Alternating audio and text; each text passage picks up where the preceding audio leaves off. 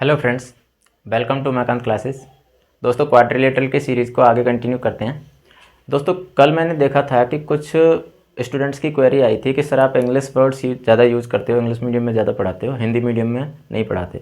तो चलो मैंने उसको रिकवर करने की कोशिश की है और मैंने यहाँ पर क्वेश्चन आपके सामने हिंदी और इंग्लिश दोनों में लिख दिया है। और नो डाउट मैं बाईलैंग्वेज लेता था, बट अब मैं कोशिश करूँगा कि दोनों को इक्वली ले पाऊँ, हिंदी और इंग्लिश दोनों को इक्वली ले पाऊँ। ठीक है। वैसे तो मैं जनरली सभी को हिंदी और इंग्लिश दोनों में लेता ही हूँ, फिर भी मैं दोनों में बैलेंस करने का ट्राई करूँगा।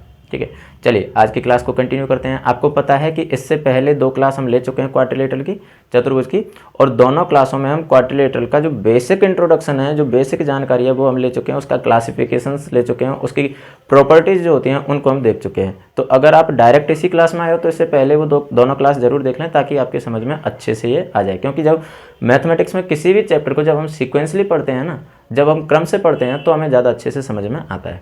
क्लियर है?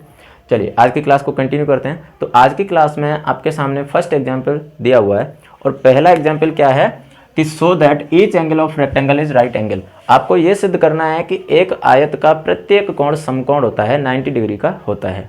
ठीक है, ये तो हम जानते हैं कि आयत क्या होता है, जिसकी आमने सामने की भुजाएं बराबर हों और प्रत्येक कोण 90 डिग्री का हो, उसे हम क्या कह देते हैं? आयत कह देते हैं। ठीक है, यानी अगर मैं ऐसे बोलूं कि अगर कोई पैरेललोग्राम है, तो पैरेललोग्राम का कोई भी एक इंटीरियर एंगल 90 डिग्री का हो जाए तो वो क्या बन जाता है? एक रेक्टेंगल बन जाता है। किसी भी समांतर चतुर्भुज का एक कोण 90 डिग्री का बन जाए तो वो आयत बन जाता है। क्लियर है? तो बस इसे हमें सिद्ध करना है कि एक आयत के चारों कोण होते हैं वो 90 डिग्री के होते हैं। ठीक है, तो इसके लिए हम क्या करेंगे? सबसे पहले तो मैंने एक रेक्टेंगल बनाया। ठीक, एक रेक्टेंगल बनाया ये, और इसका नाम दे दिया मैंने ए बी सी और डी।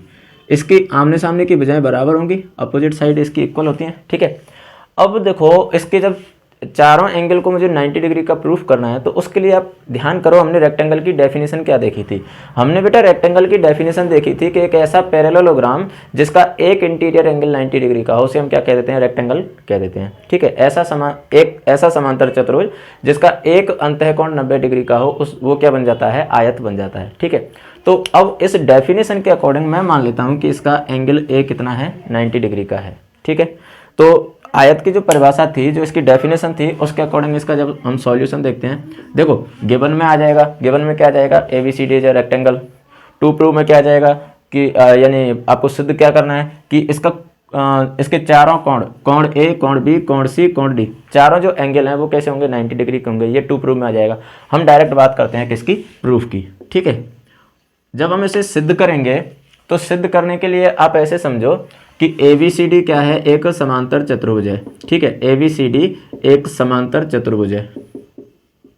ए बी सी डी या पैरेललोग्राम एक समांतर चतुर्भुज है। क्यों है समांतर चतुर्भुज? क्योंकि आयत की परिभाषा यही होती है कि समांतर चतुर्भुज का एक कोण 90 डिग्री का हो। ठीक है, तो अब इसकी डेफिनेशन के अकॉर्डिंग अगर हम जाएं तो according to definition of rectangle, यानी अगर मैं बात करूं कि आयत की परिभाषा के अनुसार हम देखें, देखो मैं यहाँ पर एक काम करूंगा, दोनों में बैलेंस ऐसे कर लेंगे कि यहाँ पर नोट में जो कर रहा हूँ वो इंग्लिश में कर देता हूँ और बोल जो रहा हूँ वो हिंदी में बोल दूंगा। ठीक है, तो उससे दोनों लैंग्वेज बैलेंस हो जाएंगी। ठीक है, तो देखो अगर मैं बात करूं कि आयत की परिभाषा क्या होती है, आयत की परिभाषा होती है एक ऐसा समांतर चतुर्भुज जिसका एक कोण 90 डिग्री का हो। ठीक है, तो मैंने ये मान लिया कि according to definition of rectangle let's angle A equals to 90 degree. तो हमने ये मान लिया आयत की परिभाषा के अनुसार कि माना एंगल ए इसका कितना है? 90 डिग्री एंगल है। तो अब देखो एंगल ए इक्वल्स टू होगा एंगल सी। क्यों होगा? क्योंकि प्रॉपर्टीज छोड़ो, हम डायरेक्ट ये लिखते हैं अपोजिट एंगल ऑफ पैरेललोग्राम। आपको पता है कि पैरेललोग्राम के जो अपोजिट एंगल होते हैं वो कैसे होते हैं? इक्वल होते हैं। तो इसलिए अपोजिट एंगल होने की वजह से ए इक्वल्स टू क्या हो जाएगा? सी। और आपने माना हुआ है कि एंगल ए कितना है? 90 डिग्री का। इसका मतलब एंगल सी भी कितना हो गया? 90 डिग्री, क्योंकि ए इक्वल्स टू सी है। तो देखो एंगल सी 90 का आ गया, एंगल ए 90 का आ गया। ठीक, उसके बाद में angle A plus angle B equals to 180 degree. और ये क्यों हुआ? Because adjacent angle of parallelogram. Parallelogram के जो एडजेसेंट एंगल होते हैं यानी आसन्न कोण जो होते हैं समांतर चतुर्भुज के, वो कैसे होते हैं बेटा? संपूरक होते हैं, ठीक है, सप्लीमेंट्री होते हैं। और संपूरक होते हैं तो दोनों का सम कितना होता है? 180 डिग्री होता है। अब यहाँ से एंगल ए की वैल्यू रखो तो ये हो जाएगा 90 degree plus angle B equals to 180 degree. तो एंगल बी इक्वल्स टू आ जाएगा 180 डिग्री माइनस 90 डिग्री। कितना आ गया? ये भी 90 डिग्री आ गया। तो एंगल बी भी कितना आ गया? 90 डिग्री आ गया, ठीक। उसके बाद में एंगल बी इक्वल्स टू आ जाएगा एंगल सी। और ये क्यों होता है? क्योंकि अपोजिट एंगल है, अपोजिट एंगल ऑफ पैरेललोग्राम। तो अपोजिट एंगल है इसलिए। और एंगल बी हमने अभी अभी निकाला कितना? 90 डिग्री का। तो यहाँ से आ गया एंगल सी इक्वल्स टू, ये भी कितना आ गया बेटा? 90 डिग्री। अब देखो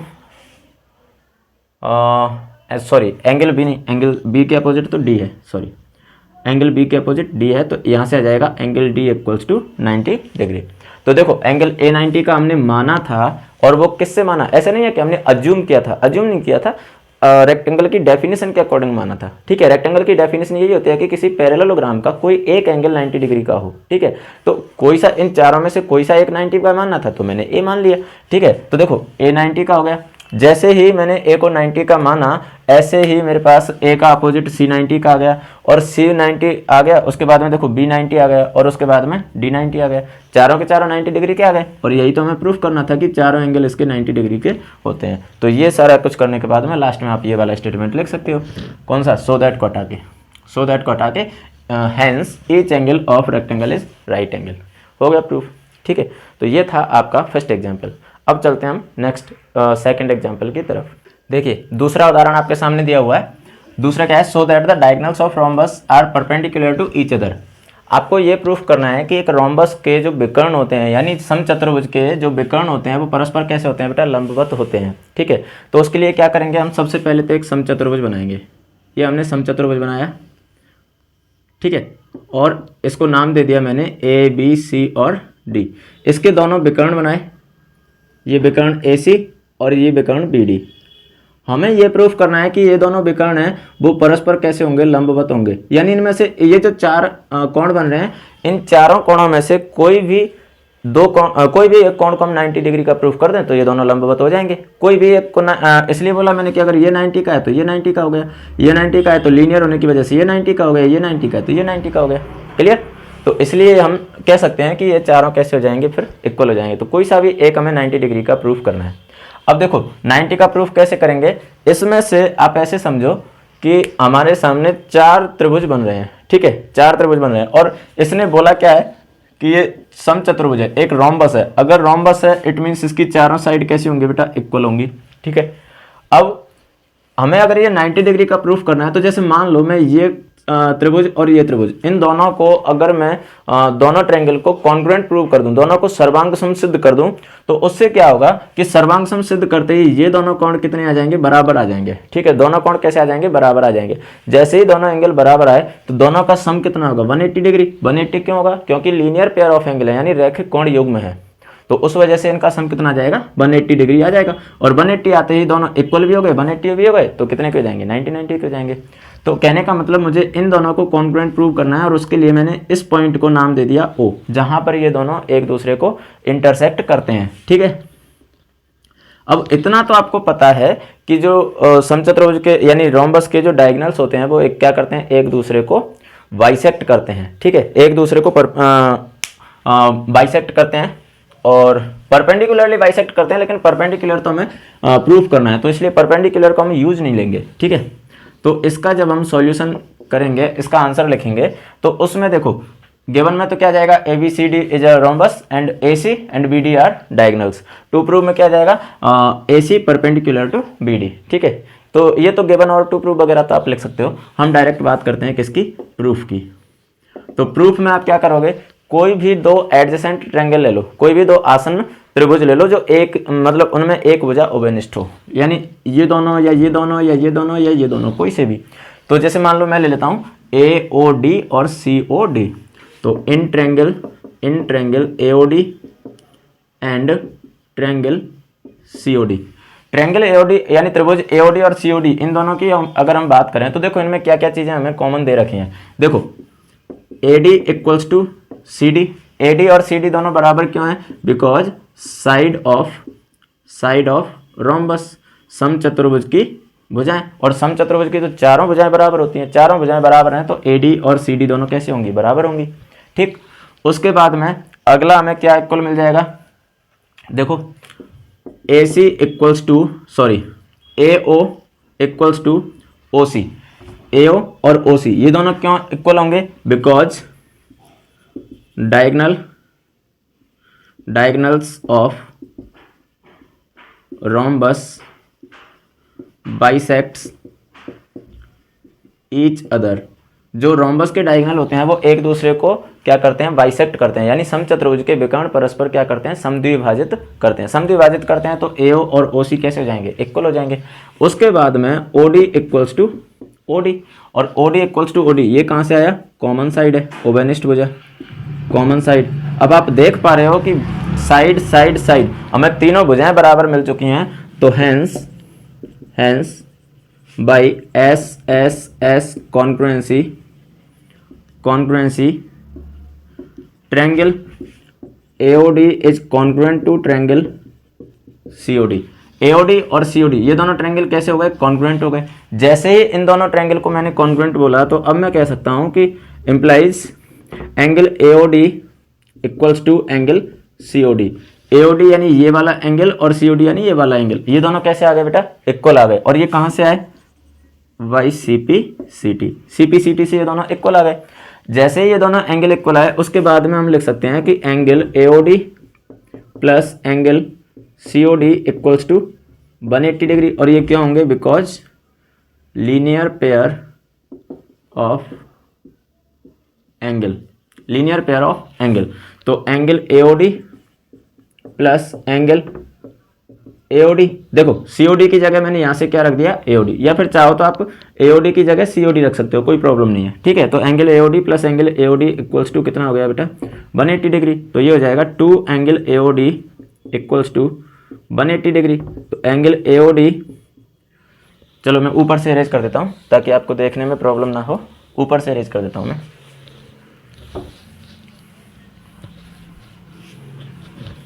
हाँ, तो देखो यहाँ से 2 एंगल AOD इक्वल्स टू 180, तो angle AOD equals to 180 divide by 2, क्योंकि 2 इधर मल्टीप्लाई में था तो उधर किस में जाएगा? डिवाइड में चला जाएगा।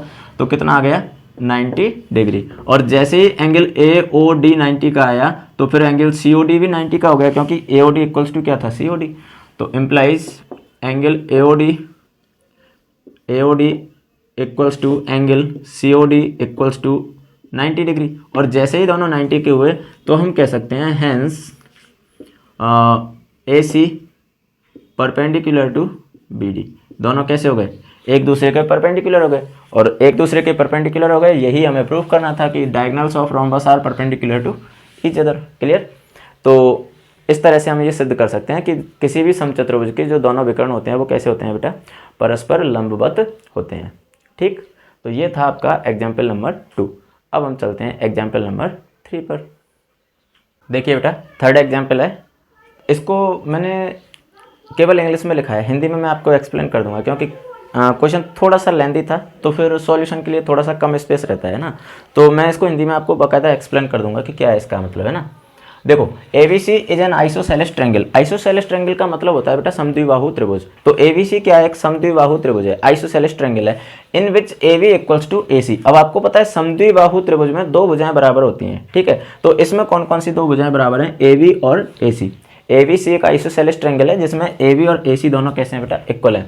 AD bisects exterior angle PAC। जो AD लाइन है वो एक्सटीरियर एंगल यानी बाह्य कोण, एक्सटीरियर एंगल का मतलब क्या होता है? बाह्य कोण। तो बाह्य कोण जो बन रहा है PAC, ये इस त्रिभुज के लिए क्या होगा? बाह्य कोण होगा।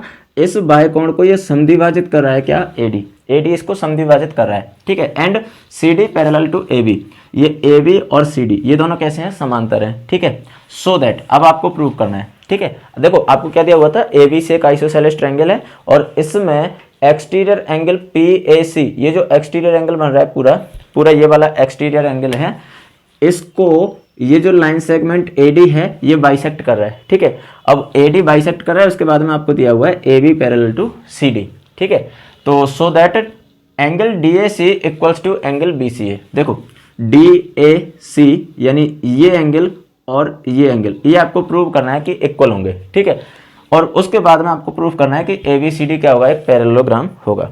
अब आप ध्यान से समझना, देखो आपको ये दे रखा है कि ABC क्या है, एक आइसोसेलेस ट्रायंगल है, और आइसोसेलेस ट्रायंगल में AB इक्वल्स टू AC ये गिवन है, ठीक है। तो गिवन में तो ये सारी चीज़ आ जाएंगी, ABC is isosceles triangle in which AB equals to AC, PAC is exterior angle, AD bisect angle PAC, जो चीज़ें आपको गिवन है एक्सेट्रा वो सारी चीज़ें आ जाएंगी, ठीक है।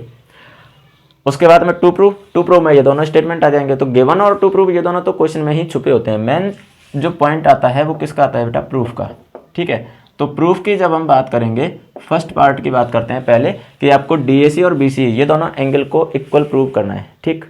अब इसको हम इक्वल कैसे प्रूव करेंगे, आप एक चीज़ समझो कि जैसे देखो एंगल PAC ये जो पूरा एंगल है, ये पूरा एंगल आप ध्यान करो, ट्रायंगल की एक्सटीरियर एंगल वाली जो प्रॉपर्टी होती है वो क्या होती है बेटा, कि कोई भी एक्सटीरियर एंगल है ट्रायंगल का, वो एक्सटीरियर के साथ में जो इंटीरियर एंगल बनता है उसको छोड़ के बाकी दोनों इंटीरियर एंगल के सम के बराबर होता है। जैसे अगर ये आपके सामने एक ट्रायंगल दिया हुआ है, इस ट्रायंगल का ये क्या है, एक्सटीरियर एंगल है, तो इसके साथ में ये जो इंटीरियर एंगल है इसको छोड़ के इसका जो सम ये जो एंगल होगा वो इन दोनों इंटीरियर एंगल के सम के इक्वल होता है, ठीक। तो ऐसे ही यहाँ पर जो एक्सटीरियर एंगल बन रहा है वो भी इन दोनों के सम के बराबर होगा, ठीक है। तो मैं लिख सकता हूँ कि angle PAC equals to angle ABC plus angle ACB। और ये कहाँ से लिखा मैंने, ACB कहो या BCA कहो एक ही बात है, हमें BCA में प्रूफ करना है तो चलो मैं इसको BCA लिख देता हूँ, वो तो एक ही बात है ना, BCA। और ये कहाँ से लिखा, exterior angle property of triangle, exterior angle property of triangle, ठीक है। अब देखो एंगल PAC इक्वल्स टू, या चलो इसको मैं इक्वेशन नंबर 1 दे देता हूँ। अब आपको पता है कि AB इक्वल्स टू क्या है बेटा, AC है, ये आपको गिवन है। तो AB इक्वल्स टू AC है, इट मीन्स AB के सामने वाला एंगल ACB ये वाला एंगल, और AC के सामने वाला ABC ये दोनों कैसे होंगे, इक्वल होंगे। तो angle ABC equals to angle BCA, ये कहाँ से आया, opposite angle of equal side, opposite angle of equal side, clear है। तो अब यहाँ से आप क्या करोगे कि आपको देखो BCA इसमें प्रूव करना है ना, तो ABC की जगह आप क्या करोगे, यहाँ से ABC की जगह क्या रख दोगे, BCA रख दोगे यहाँ पर। तो ये हो जाएगा by equation 1 angle PAC equals to angle ABC की जगह आपने क्या रखा, BCA, angle BCA plus angle BCA। तो ये हो गया angle PAC equals to BCA plus BCA, ये हो गया 2 एंगल BCA, ठीक। अब आप क्या करोगे, 1/2 से मल्टीप्लाई कर दो। 1/2 से मल्टीप्लाई क्यों कर रहे हैं, एक तो मुझे यहाँ से 2 हटाना है, क्योंकि देखो BCA के इक्वल प्रूव करना है तो एक तो 2 हटाना है। दूसरी बात DAC जो है वो DAC ये PAC का क्या है, हाफ है। आपको पता है AD बाइसेक्ट्स एंगल PAC, ठीक है। तो इसका हाफ है, इसलिए हम क्या करेंगे 1/2 से मल्टीप्लाई। तो मल्टीप्लाई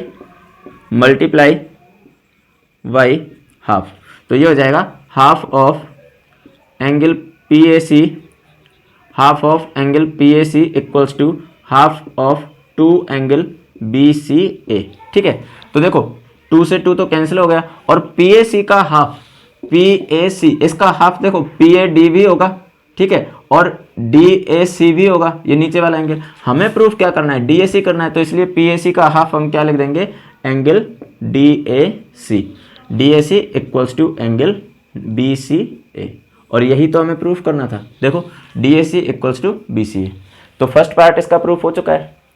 सेकंड पार्ट देखो, सेकंड पार्ट के लिए आपको क्या बोला है कि ABCD इज अ पैरेललोग्राम। अब आप जस्ट इमेजिन कि AB और CD ये तो आपको पैरेलल दिए हुए हैं, ठीक। अगर मैं ये प्रूफ कर दूं कि AD और BC ये भी पैरेलल हैं तो ये पैरेललोग्राम हो जाएगा, बिकॉज पैरेललोग्राम की अपोजिट साइड के दोनों जो पेयर होते हैं वो कैसे होते हैं बेटा, पैरेलल होते हैं। तो अगर ये दोनों पेयर पैरेलल हो गए इट मीन्स ये पैरेललोग्राम हो जाएगा। और इसको पैरेलल प्रूफ करने के लिए हमें कुछ भी करने की जरूरत नहीं है।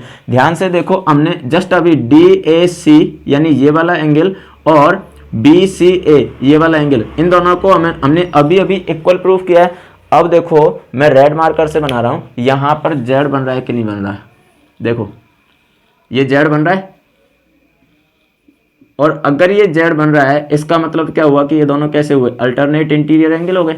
ठीक है, तो सेकंड पार्ट के लिए हम लिख सकते हैं, सेकंड पार्ट के लिए लिख सकते हैं कि angle DAC and angle BCA are alternate interior angle. और अगर ये अल्टरनेट इंटीरियर एंगल है तो फिर मैं कह सकता हूं कि BC पैरेलल टू AD, क्योंकि अल्टरनेट इंटीरियर एंगल तो इक्वल तो तभी होते हैं जब दोनों लाइन पैरेलल होती हैं। ये हमने लाइन और एंगल वाले टॉपिक में देखा हुआ है, क्लियर है। तो अगर ये दोनों लाइन पैरेलल हैं तो देखो ये दोनों पैरेलल हमें मिल गई और ये गिवन थी, तो आगे हम लिख सकते हैं, आगे हम लिख सकते हैं since AB parallel to CD, ये तो आपको गिवन है, ठीक है, and BC parallel to AD, ये हमने जस्ट अभी प्रूफ किया है, proved. Hence ABCD is a parallelogram because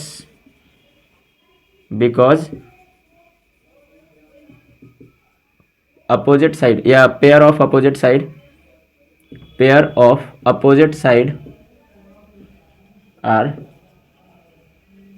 parallel. Clear है, pair of opposite side are parallel, और अपोजिट साइड का पेयर, दोनों ही पेयर पैरेलल हैं, इसलिए हम इसे क्या बोल देंगे बेटा, पैरेललोग्राम बोल देंगे। ठीक है, तो चलिए ये आपका थर्ड एग्जाम्पल कंप्लीट होता है। बेटा मेरा टारगेट तो ये था कि मैं आज सारे एग्जाम्पल कंप्लीट करवा दूं, बट अभी थोड़ा सा टाइम देखना पड़ रहा है और मेरा नेक्स्ट क्लास भी है मेरी, तो इसलिए चलो आज की क्लास को तो हम यहीं कंप्लीट करते हैं और फिर आपसे मिलते हैं नई क्लास में नई एनर्जी के साथ में। तब तक के लिए आप प्रैक्टिस करते रहिए और आगे के जो एग्जाम्पल हैं उनको आप खुद करके देखिए, फिर बाकी हम कल की क्लास में करते हैं। तो मिलते हैं एक नई ऊर्जा के साथ में, नई क्लास में, नई स्माइल के साथ में। और अगर चैनल पर आप नए हैं बेटा तो सब्सक्राइब जरूर करें, यहाँ से आपको कोई अच्छा कंटेंट मिल रहा हो तो दोस्तों में शेयर जरूर करें, ठीक है, ताकि हमें भी मोटिवेशन मिलता रहे। तो चलिए नई एनर्जी के साथ में अपनी मेहनत करते रहिए और सफलता की ओर बढ़ते रहिए। तब तक के लिए थैंक यू, बाय बाय।